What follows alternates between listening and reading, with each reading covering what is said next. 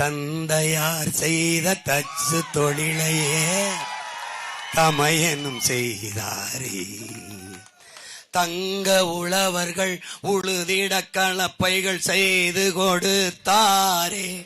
இயேசு தங்க உழவர்கள் உழுதிட கலப்பைகள் செய்து கொடுத்தாரே. அந்த கலப்பை எந்த கலப்பை? இந்த கலப்பு தான்.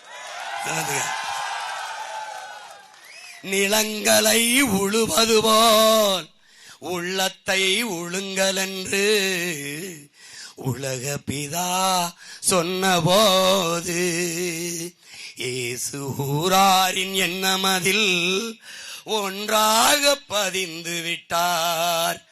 என் அன்பு சொந்தங்கள், என் ஆறுயிர் தம்பி தங்கைகள், நிலங்களை உழுவது போல் உங்கள் மனங்களையும் உழுங்கள்.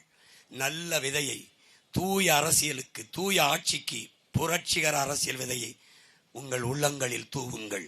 கேளுங்கள் தரப்படும், கேளுங்கள் தரப்படும், தட்டுங்கள் திறக்கப்படும், தேடுங்கள் கிடைக்கும் என்றார் இயேசு. தேடுங்கள் கிடைக்கும் என்றார். எத்தனை வருஷம் தேடுறேன் மையன்?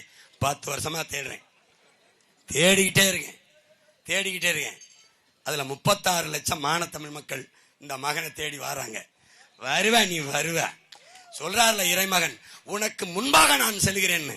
எனக்கு முன்பாக போயிட்டு இருக்காரு. நீ ஒழுங்கா போடல ஓட்டு, என்ன சட்டி தான், இது கன்ஃபார்ம்.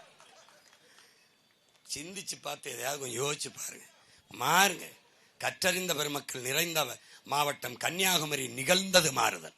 ஒற்றை வளரால் உலகம் திரும்பி பார்க்கிற ஒரு புரட்சியை உங்களால் உருவாக்க முடியும். மகத்தான மாற்றத்தை செய்ய முடியும்.